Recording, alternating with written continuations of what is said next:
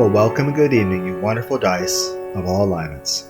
I am Lunar D8, and this is Let's Play Crimson Gray, Dusk and Dawn Blind, Part 4. And I accidentally did not read this. Slipping out as soon as she could, Lizzie headed back home, trying to integrate the new information. She had thought the social understanding she had developed... Okay, I think I already did read this. That was where her attention should be, of course, but her anxiety was creeping upward again, and wouldn't stop until she felt confident in her analytical abilities again. What was my most recent? Yep, I did do a recent save. That night, Lizzie decided not to write anything in her notebook. Instead, she just nestled up against John and helped him, which she gladly reciprocated. It didn't take her too long to fall asleep after that. The days passed freely enough, and they drifted closer and closer to the end of the year. No threat materialized, but not much changed either. Lizzie was happy for each precious day, though, and clung closer to John. Things were easier now. She only wrote in her notebook occasionally, and often showed him what she'd written.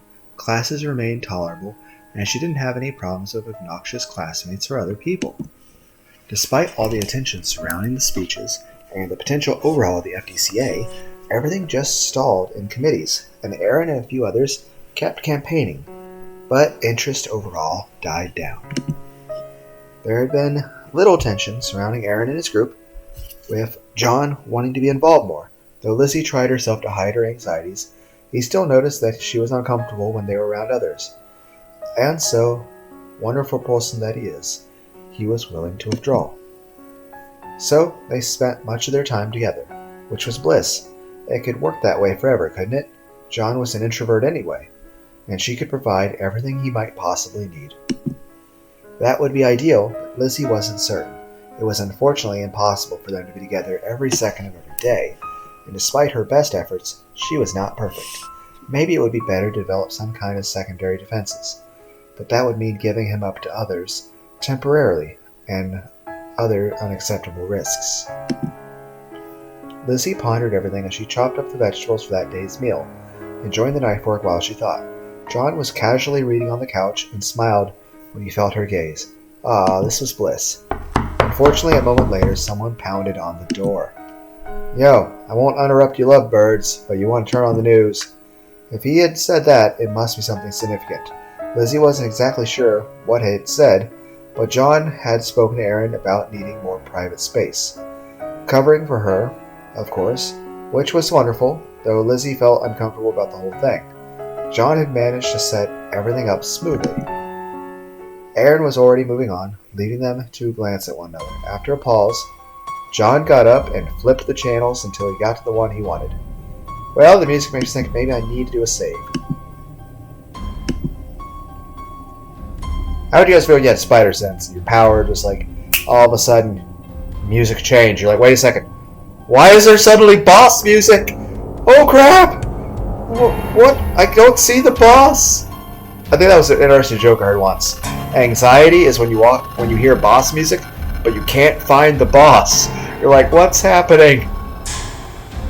Aaron was already moving on, leaving them to glance at one another.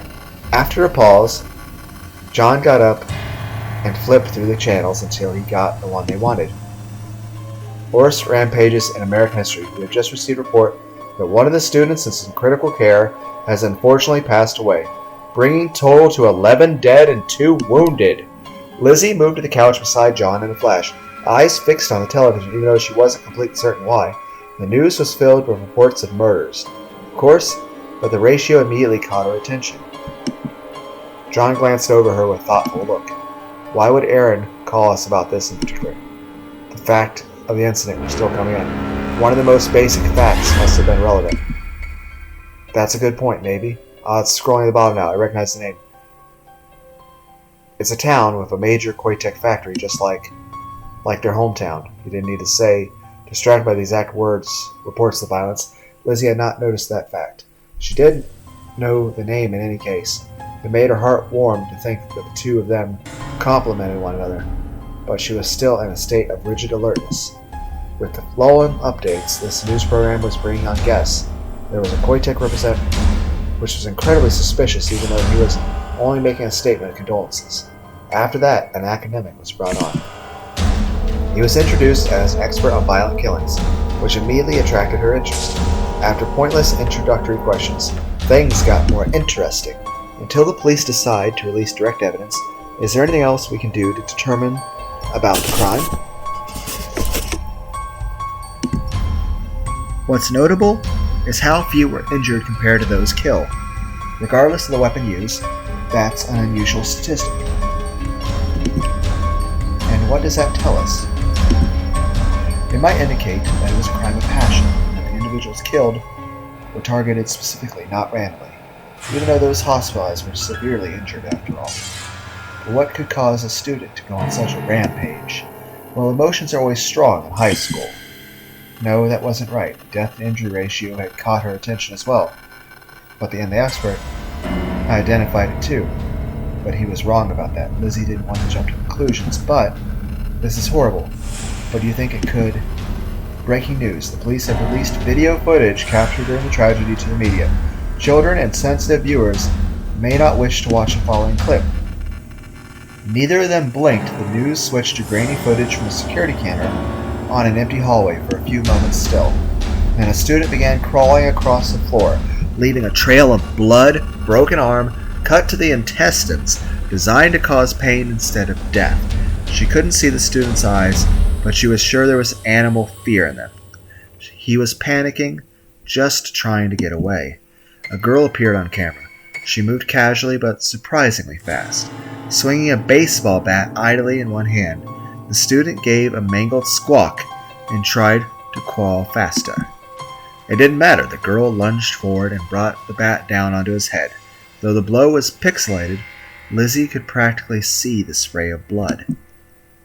Well, that's So answer in the comment section how you would describe that face. The girl stared down at the body a moment, face unclear.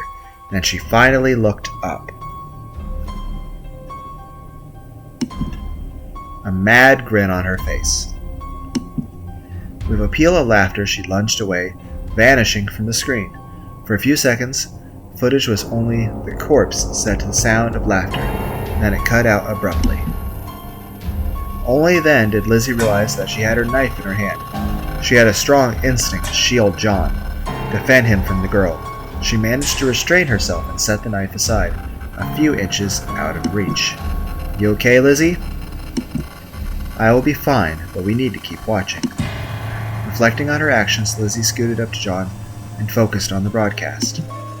Remind everyone that the suspect was killed by police at the entrance to the school. Her identity and the identities of the victims are still being withheld for the sake of the families, but if anyone has information concerning... John turned the volume to a low buzz and looked toward her. His eyes were hard and serious in a way that normally excited her, but given the circumstances, she was too tense. I know it's early to jump to conclusions, but she was like me, yes. The words felt strange in her mouth, though. This random girl couldn't possibly be like her, not any more than the other girl in the other hometown. She didn't know any other way to say it, though, and she trusted John would understand. Not like you, but the way she moved. You don't think that was natural, do you? No. She used more strength than a normal girl when she swung her bat, and she was almost as fast as me. In the movements they'd seen during the video at least, which may not reflect her full speed, Lizzie again had the strong urge to eliminate the girl, despite the fact that she was already dead and couldn't possibly harm John. Mrs. Smythe said there was nothing sinister about it, just experiments gone wrong. But for this to happen here too? Remember the meeting? Koitek prefers to rush through testing with multiple simultaneous experiments. Oh, good memory. I hadn't realized you were listening that closely. Lizzie smiled at him, a little of the tension draining from her.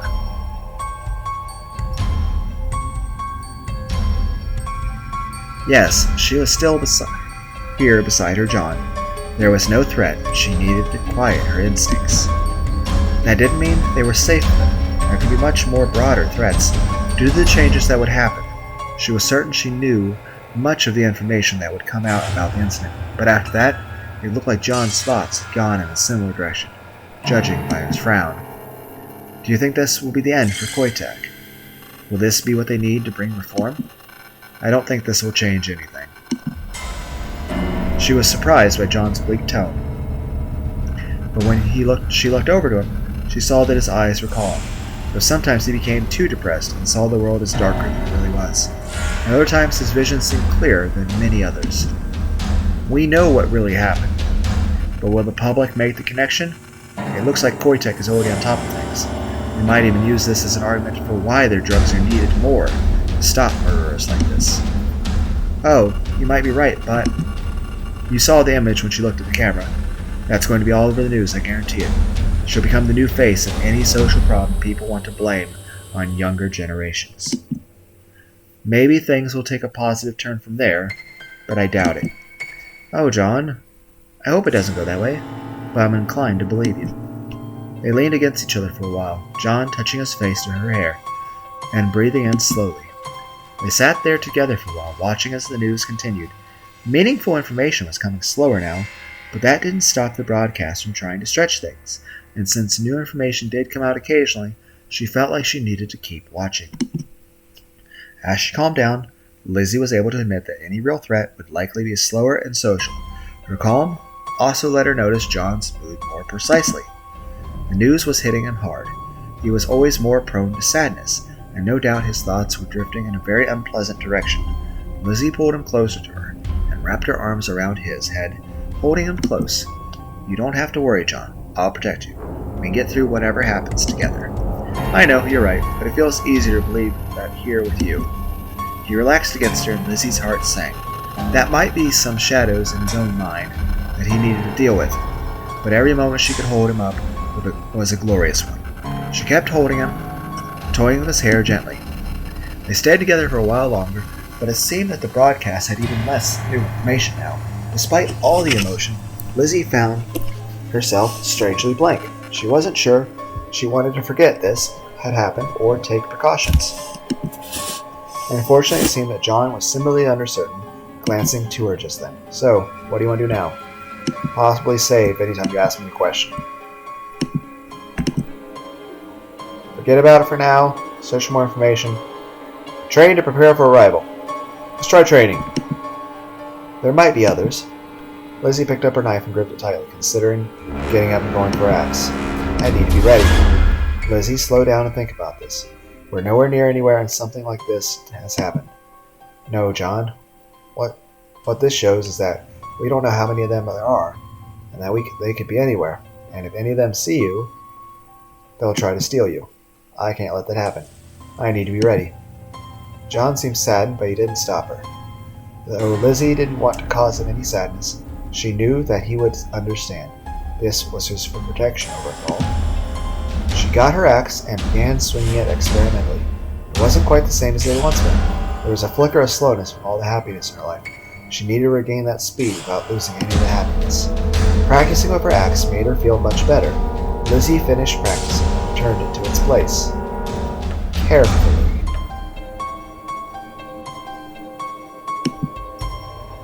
As she fell asleep, Lizzie tried to ponder what this would mean for them. All she knew was that she was sure she wanted to face it at his side. Several days later, more information had come out about everything was far less clear. The fact of the Warrens incident were overwhelmed by rumors, theories, and other chaos that muddled any potential message. Lizzie was absolutely certain in her interpretation, but obviously she was keeping that to herself. The girl's name was common knowledge now, and her face was represented by a very normal-looking yearbook photo and her grin from the video. The exact order of events when she had killed 12 of her classmates was still argued over, adding to conspiracy theories. It was unclear why she had done it, and none of the evidence offered struck Lizzie as correct. She was actually a little curious what the girl's reasoning had been, but ultimately it didn't matter. At the moment, Lizzie was writing up some of her thoughts in the notebook. The incident had set her imagination on fire. so she used the notebook more lately. But she let John see much of what she did, and they'd been able to talk about it, which amplified the soothing effect. Now, though, she was finished and feeling restless. Lizzie glanced at the clock and got up to pace a little. John was currently at the computer lab, another part-time job he had taken to reduce their debt.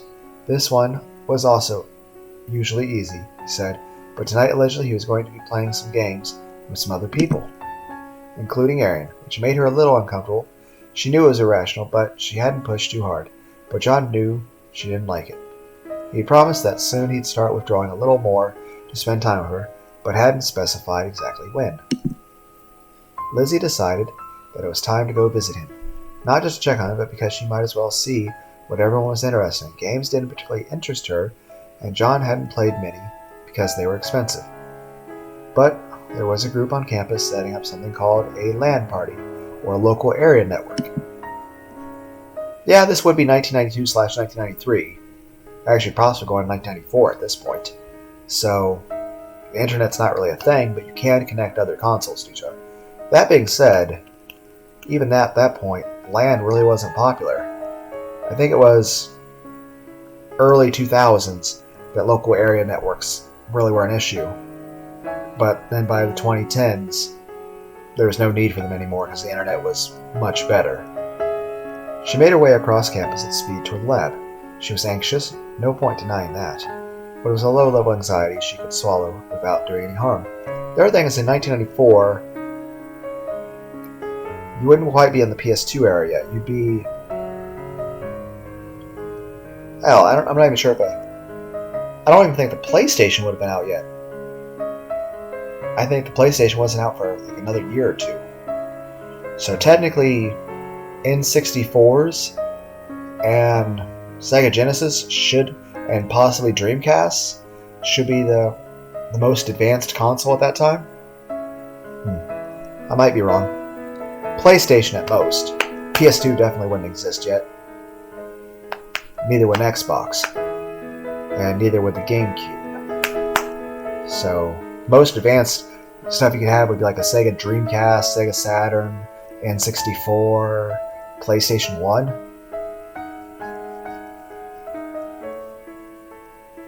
And I remember LAN really wasn't a thing until, PS2, well actually late PS2 and Xbox, the original Xbox.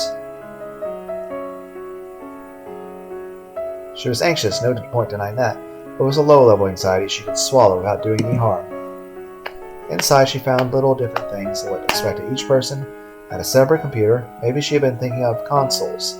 With everyone together on the same couch, this was reasonable, seemed a little kind of thing John would like. That being said, I spoke of consoles. I don't know how advanced computer games were back then, or how much... really the internet really wasn't a thing then. It was like just text chats and stuff.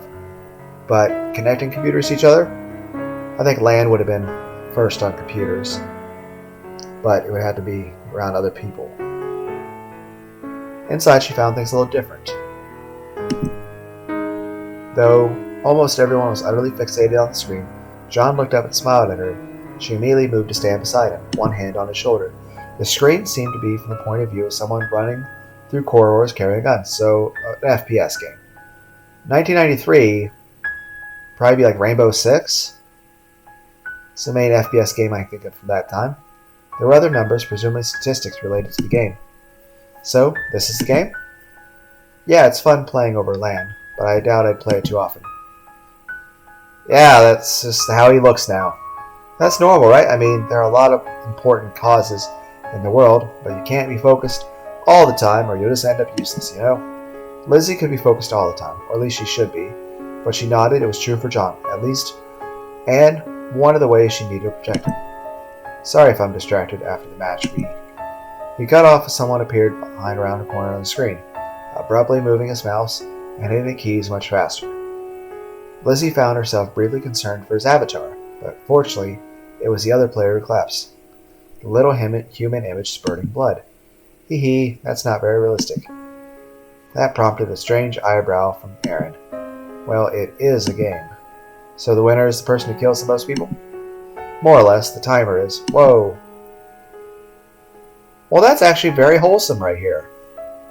That is very cute and very wholesome. Once the game sucked up his attention, so Lizzie stopped distracting him and stayed just behind him to watch. That's actually probably the most innocent looking thing I've seen in this entire series. It's very wholesome. What can I say? It's a man and woman of culture. Anyway, if she could play the game, would John like that? Lizzie watched his hands and the gameplay. Reaction time seemed to play a part, and she'd be good at that. But the actions necessary to move and fire seemed very artificial, so he wasn't sure she'd be able to adjust to them. Of course, she wouldn't want to play against John, even if his character was just a little soldier that didn't look like him. She also wasn't sure she wanted to play with this group. A few were staring at her with a look that made her set her teeth on edge. Only John got look at her that way. I mean, you are cute. Well, things went well until John's avatar came under heavy fire. Abruptly, the screen pulled back and she saw a little figure collapse in a shower of blood. John had been killed. He winced and muttered to himself. Raw hatred surged through Lizzie as she realized that one of the people in that room had killed him. He popped back up a second later, but she barely noticed. Scanning the other chairs, was there any way to tell which username connected to the person who had killed him? Are you going to kill the person who killed his avatar? It's a game. It is a video game. Okay, you're calm again. But as things went on, John killed them back several times. He got killed again, and the surges of hatred faded. It was just a silly little avatar, after all. John was fine. If she could kill people in real life and do no harm, would she? The idea kind of excited her, but she decided not to explore it for now. Before too long, the match ended. If she read the screen right, John did well, in the top third of the players. Considering he had less time for games than many other people, she was very proud of him, giving him a quick hug from behind. He swiveled around his chair to face her, smiling. John, you just came to watch, I take it. Do you want to play? Oh, I don't know about that. It doesn't seem quite like my thing. Did you know there are some serious people blaming the world... How do you pronounce that? On violent video games? Shaking his head, Aaron swiveled to face them. It's not just a few crackpots either. I hear a lot of people saying that this is because of violence in the media, calling all kinds of societal change.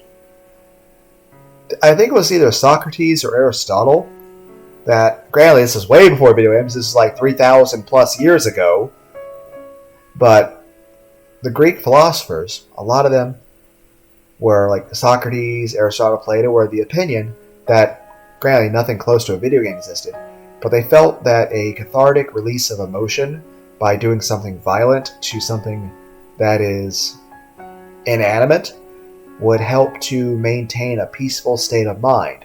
Namely, back then, it would be like, say you have a sword and you swing it into a dummy made of straw, or you shoot your bow and arrow, or you throw a rock against some other rocks.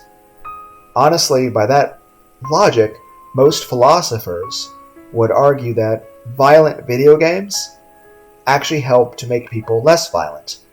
And like I've said before, I am an extremely peaceful person. At my core, I hate confrontation, I hate yelling, I hate arguing. I want to be nice to everyone, treat everyone well. I think I try my best to be polite to everyone. I even have a insistence that when I walk up to people, I tend to nod at everyone to be polite.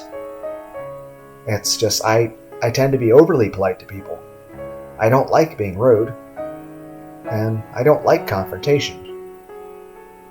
Then again, I'm a person of contradictory beliefs. On one hand, I'm a hippie. On the other hand, I absolutely love violent video games and stuff like that. I'm very peaceful and nice to everyone, and I try to look for the best in everyone, but at the same time, I have constant paranoia and fear and anger. I have a lot of suppressed negative emotions, and I tend to go between extremes of being extremely lonely and wanting a hug to seeing everyone around me as disgusting, hateful people that hate me and all just want me to die. and that just talking to them might just be annoying to them. They just wish I was dead. And I'm pro-gun because I feel everyone should be able to defend themselves, but I don't want anyone to actually shoot each other. But I want everyone to be safe. I like safety and peace and kindness and calm, stable periods the most, but I seem to have always had, even from a young age, an absolute fascination with the macabre, with Edgar Allan Poe, Canterbury Tales, dark stories, blood, gore, Hellraiser, demons, hell, Mortal Kombat, violent video games, blood, gore, horror stories, creepypastas.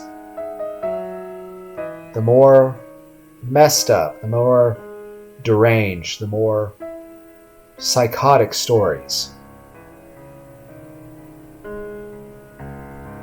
Just, like I said, even I requested DDR Maniac 007 to play Demonophobia.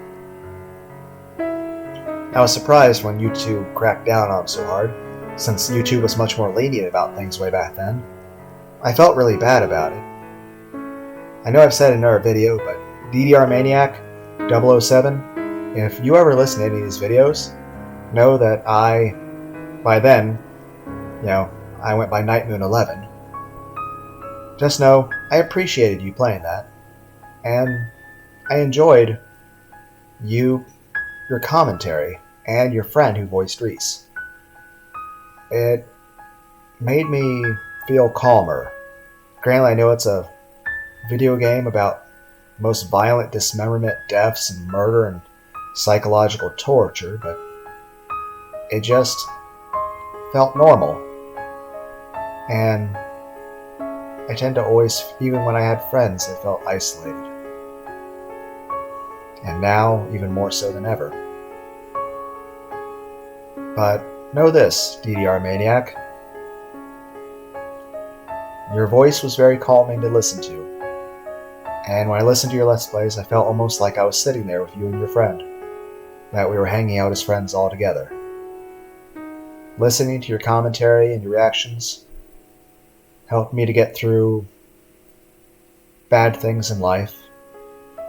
And it helped me to feel less alone. So, thank you for being there for me, even if it was just in spirit. I don't think you'll ever hear this. I don't think you'll ever even know about my new, even though I did leave a comment on your first part of Demonophobia. Maybe you'll see it one day, the one you re-uploaded. But,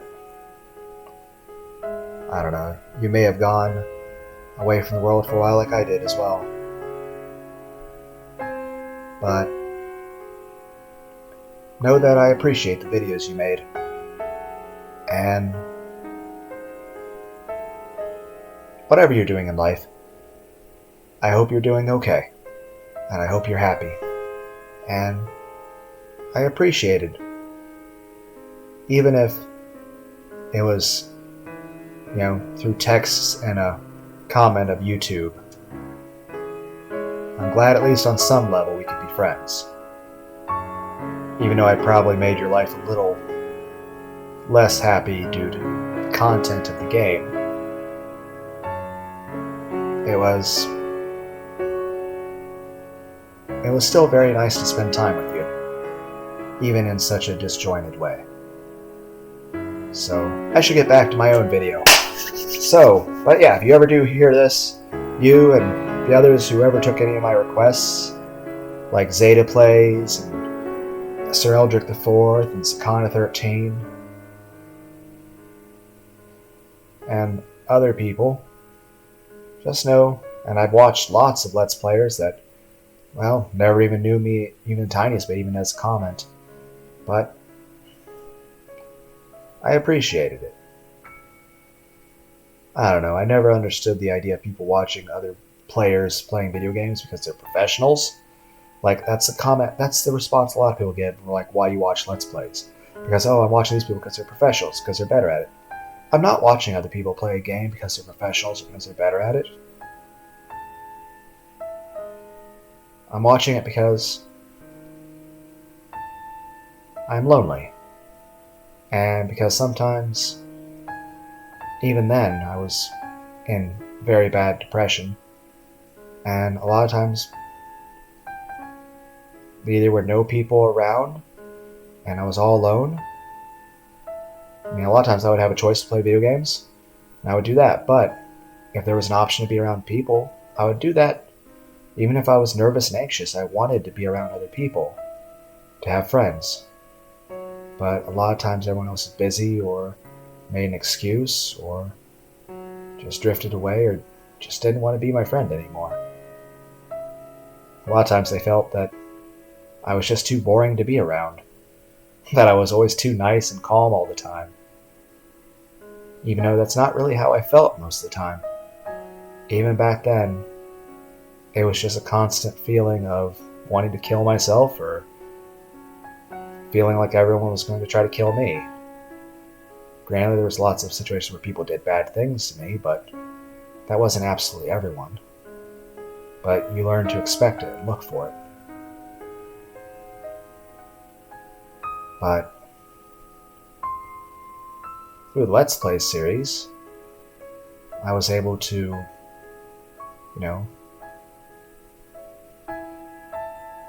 have a safe connection with people where I didn't have to feel scared, where I didn't have to feel like I was bothering anyone.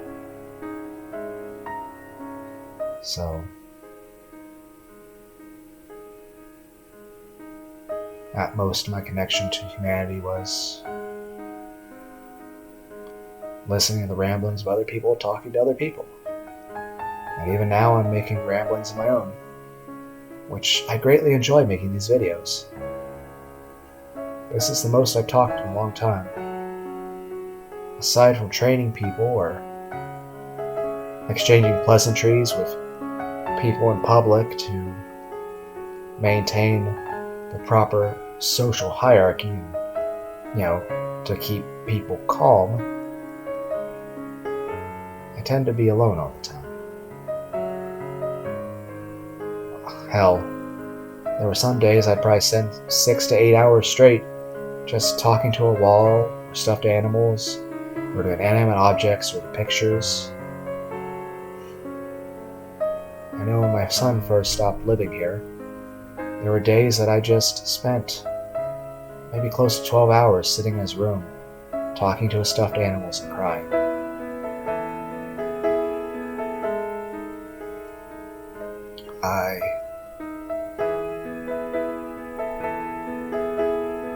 Even though no one's listening to these videos, I'm still having fun making them, and I'm enjoying playing these games. I'm no good at Enter the Gungeon, but I'm having fun. And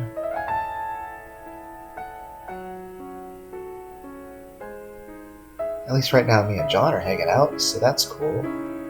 And the Resident Evil game, as long as the computer handles it, I'll be Ethan character for a while. As for the other world with people that walk around and go to Walmart and everything, there are no more people out there anymore.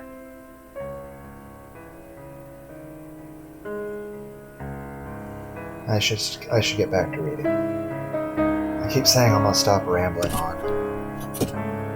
It's not just a few crackpots either. I hear a lot of people saying that this is because of violence in media. Oh yeah, the Socrates thing, yeah. Just, main thing is this. Violent video games do not cause violence. If anything, it allows a cathartic release of angry emotions so that you can stay calmer. I mean, emotions are expressions of your feelings. There's nothing wrong with having an emotion. It's how you express it. It's whether or not you hurt other people. And I mean, it wouldn't be healthy to not have anger or any kind of sadness, because then you'd just be in a state of depression. Like when, well, granted, I'm in depression, but still I feel the emotions. It just, sometimes it's muted effect, or it's like I know I don't feel the way I did when I was much younger, but like the Pakistani thing, when everything became gray and flat to him, you don't want to become like numbed or super medicated. You know, you have to be able to actually feel. It's not just but yeah. Main thing, I don't think violent video games hurt any people. I think they actually cause less violence in our society.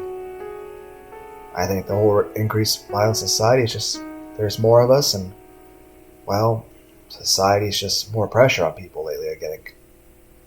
And we're more aware and able to communicate better.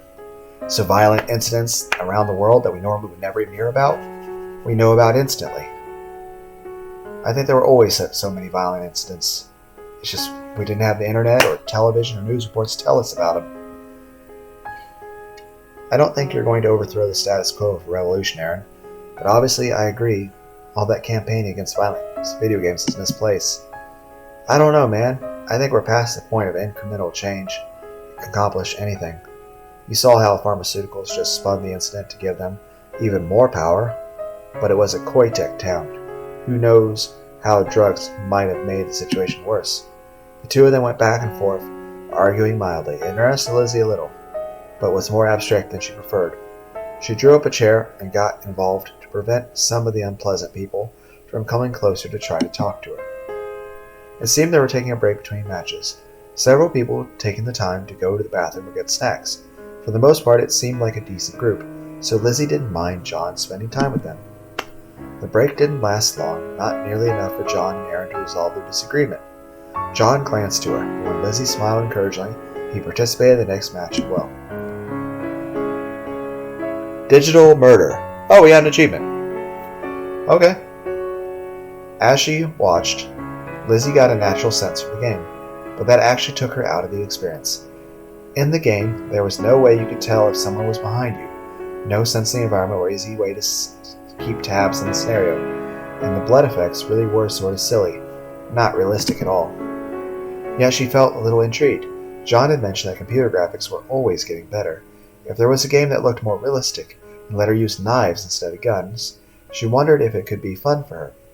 Not the same as killing people, but... When they finished the next match, John got up to stretch while Aaron glanced toward them again. You're really watching intently. You sure you don't want to play, Lizzie? No, that's okay. I don't really like guns. Ah, fair enough. This kind of crazy violence isn't for everyone. Finished stretching, John glanced over her, for a moment just considering, then he nodded. I think I've had enough about today. You want to head home, Lizzie? Okay. You two take care, okay? They left the lab and walked back together. Taking their time, John seemed to be contemplating something, so Lizzie kept pace alongside him and let him think until he was ready. Aaron is a good guy, but I don't think we're ever going to agree on some big things. Everything we were talking about with changing society, you mean? Yeah, maybe I'm wrong, but maybe we'll see the FDCA change and the entire industry will be transformed, but I kind of doubt it. History would have needed to go differently years ago. I agree with you, John, but maybe that's fine. He'll go his own way and organize protests and things, and I'll see if I can't do more within the system. Maybe both approaches are necessary. They'll take us in completely different directions, though. Do you mean you aren't upset that I'm uncomfortable with Aaron, are you? He looked at her, slight surprise in his eyes. No, not at all. I was trying to say the opposite. It looks like our choices in life will mean that we spend less time together regardless. Ah, I understand. I'm glad you're not upset. Just thoughtful. It's strange how choices you make at the beginning of life can take things in such different directions. It's like, is there another version of me who follows Francesca's path and works for the FDCA? And another one where I join the protests? One where I forget all about it and just take some other job? Interesting. And it was interesting. But Lizzie didn't like the idea. She liked this John. The one with her. She liked herself and the singular relationship they had. John noticed her slight frown before she could think to hide it, but Lizzie decided that was fine. You seemed troubled. I don't like thinking about other versions of myself. Lizzie, who never met you, or somehow didn't love you? Or I don't want to think about those. You know, the other endings from the game where she killed herself for other people, or him. You don't have to focus on the depressing possibilities. What about a version of you where we skipped toy tech entirely and just lived happily together? I mean, there were versions of that also happy ending, but it wasn't this path. The idea did bring a lot of warmth to her heart, even if it was a fantasy. But a moment later, Lizzie realized the true potential of the concept. She could always stay with her John and make the best decisions, but she could imagine all the paths not taken and enjoy them too, just adding more facets to the relationship. I like that, John. I really do. I'm glad, and I just wanted to say that even considering every possible future reality, I want to be with you in all of them. Ah. Lizzie latched onto his arm happily and squeezed him for just a moment. Me too, John. All the alternate reality Lizzies want to be with you too. Well, now we're getting into straight science fiction. The two of them explored that topic as they headed back, sometimes speculative and sometimes just silly. Lizzie was happy to discuss it and brimming with happiness by the time they went to bed. There were so many other paths in life, but it would always be John and Lizzie, Lizzie and John. Forever.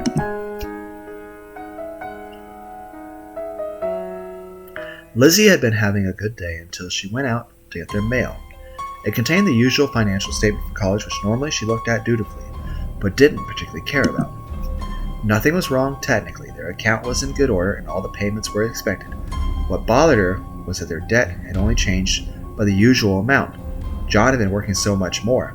Shouldn't it have gone down? To be sure she wasn't making a mistake, Lizzie went to find the previous statement. In a box with the others, since John was always so organized. Yes, everything was just as remembered. Odd. Chewing on her lower lip, Lizzie began looking around their home, checking alternative possibilities. The cash they kept at home was about the usual. There hadn't been any expenses she neglected to consider, and no mid-semester textbooks. Where had the money gone? Maybe he's saving up for marriage. Maybe he's saving up for an actual wedding. Because sometimes those things can be expensive.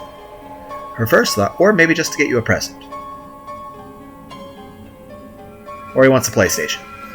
One of those! Her first thought was a fear that they had been robbed somehow. The second was the university cheating them, but she discarded both of those quickly as they would have had other consequences before now. That left the possibility that John was intentionally hiding something from her. Slowly sinking onto the couch, Lizzie chewed one of her fingers and rolled her knife around her hand in an exercise that was usually soothing, but not this time. I'm going to save. I'm going to scroll down. Make another save.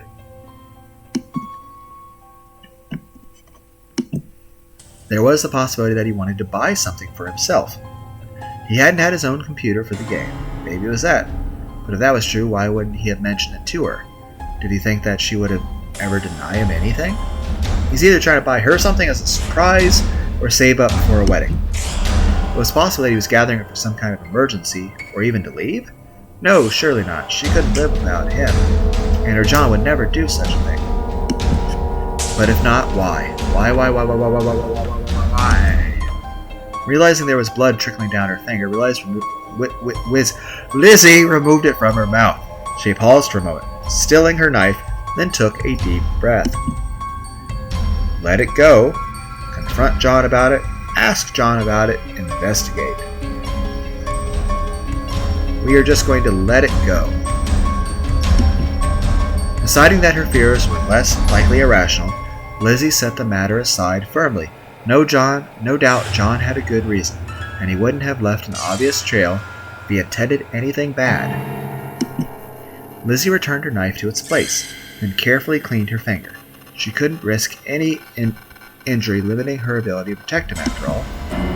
Frowning slightly, Lizzie went to get her notebook and then began to write. For several weeks, Lizzie resolutely refused to worry about anything, instead showering John with as much love and affection as possible. He seemed a little surprised, but he responded warmly as if everything was fine. So everything was fine. It had to be.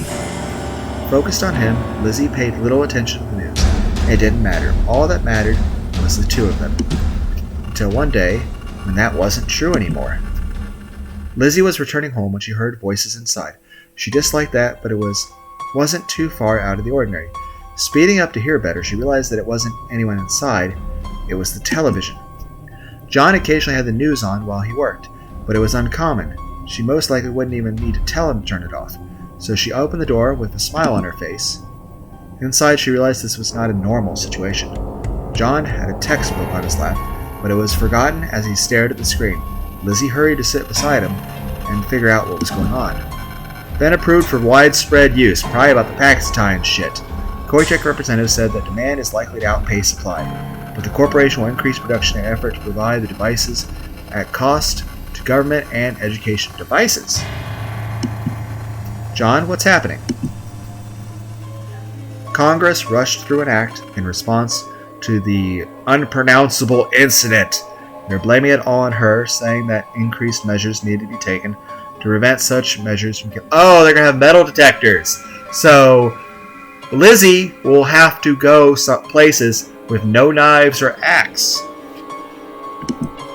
A hollow cold began to slide through Lizzie's body. She sat down beside John, but he provided no happy warmth. He was an ally against what she knew was coming. What kind of increased measures? Pharmaceutical lobbyists had their hands all over the act. It's going to be increased medication, but that's not... I assume metal detectors. I don't think metal detectors in schools really became a thing until like 2008. And even then, it didn't really take up more interest to a lot of people until like 2014, though there's been backlash against it in the past few years. That being said, none of the schools in my area, or even around me, at least not for closest 150 plus miles, actually have a single damn metal detector in it.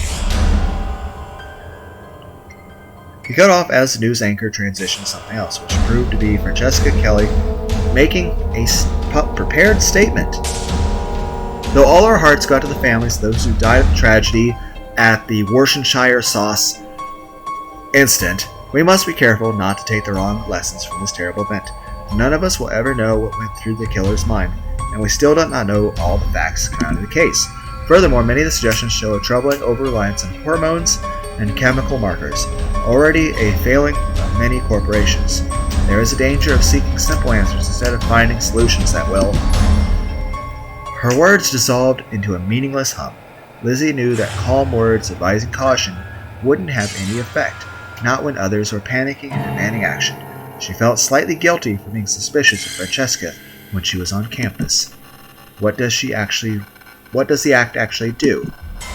They haven't talked about all of it yet, but it sounds like there will be increased funding for various measures designed to prevent violence, ostensibly. John took a breath, and she was surprised to hear the shudder in it. This was hitting him hard, risking increasing his depression.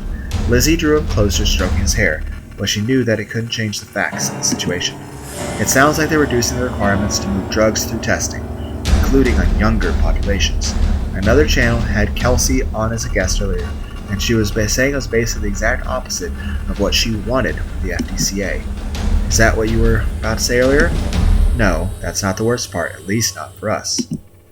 The technology Koitek uses to detect hormonal balance has apparently been approved, and they're going to start distributing it more widely to detect problems before they occur, or so they say. Lizzie bared her teeth slightly, eyes narrowing. That technology had been what detected John's depression and made them give him that awful Paxitine, and it also accurately detected that she wasn't like other girls. If she had been tested in a social environment like this, who knows what would have happened to her? It would have been better if we could kill them all. John glanced at her, but she shook her head determinedly. I know we can't, and it's too late for that anyway, but they're coming after us. It would be better to eliminate them first. Do you think they'll do widespread testing? Try to test everyone? I don't think they can do anything without someone's express permission, but parents will probably get their children tested. There are still restrictions on medicating young children, but you think it will come here? Probably not. Presumably cities will adopt it first, and it will take much longer to filter through rural areas, but it would happen eventually. Many things would be changing, and there was very little they could do about it. I feel small. These events all happened so far away without us being able to do with anything. I preferred the last problem. I could decapitate that one. Her joke didn't even get a smile from John, which made Lizzie's heart sink. She understood why it was having a big effect on him. She just wished that she could do something about it. I don't know, Lizzie. I just don't know. I think this is going to get bad. Society isn't going to change overnight, but this is just the beginning. Things will keep changing. John, are you alright? I don't know. How about you guys in the comments section? How would you feel if they wanted to test the chemical and hormonal levels of every single person in the world? Hell, what would you think if every single man, woman in the planet was like John? Or what if every man, woman on the planet was like Lizzie? Or if every single man, woman, and child on the planet was the definition of what is deemed normal? Then again, what is normal? I mean, we're not meant to all be the same, but at the same time, you're not meant to be happy all the time, but it is bad if you have trouble feeling happiness. I don't know. Human psychology and brain chemistry are all very complex issues. Kind of like rocket science. I remember actually trying to mess with books on rocket trajectories and calculus and stuff like that when I was younger. One of my friends was really into it too. He had a lot of fun making pipe bombs and homemade claymores, blowing up washing machines in the middle of a field. Though the police got a little angry about that a couple times. He's actually doing really well. He's actually a military officer now. He's gone back and forth between Texas, and the Carolinas, and even Georgia. And of course done some stationing. He's even helped with some training experiments with the UN. Not drug experiments, military training drills. He went to West Point, I think that was in Maryland. Yeah, after high school, he took 4 years of West Point Academy in Maryland. And after that he's been an officer in the military for well over about a decade now, yeah. So, I haven't seen him in a long time. He was actually the main person I texted when my divorce was going on. He's a good guy. But yeah, he's got a family. He's actually very rich at the moment. Though, I haven't seen him in forever. But he's doing good. And he's actually wanting to become a math teacher when he retires. So good for him. His brother, another friend of mine, well, he's a police officer. And out of our other friends,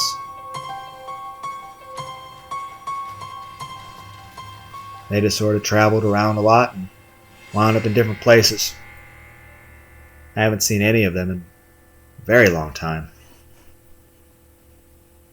John, are you alright? Oh man, it's just painful to think about the future right now. Everything we've tried to do here was useless. Lizzie pulled him closer, let him rest his head on her lap, and spoke softly and soothingly. She could see the depression descending over him, and though he clung to her and didn't drown in it as he used to, it was the worst incident in a long time. With John like this, she didn't want to force him to go through with the wedding. Not like this. It was only being postponed. She was certain of that, but she wasn't sure when it would finally happen. For now, all she could do was comfort her John. Okay, here's the picture from the intro. Oh!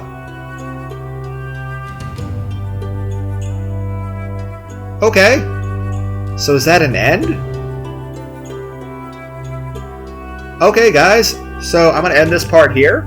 But I guess that was one end that just became a uncertain path end. It didn't even give us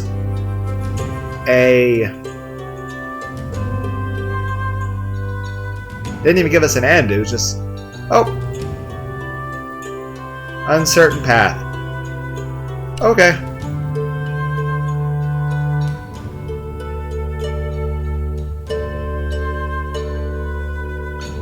Well, I'll go and call this a part, and in our next part, I guess we'll start going through some alternative choices, starting with our latest ones, but I guess the next part is going to be a lot of Lizzie killing people.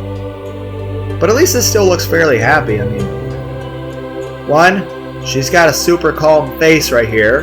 He is, well, he's got his little melancholy frown, but meh.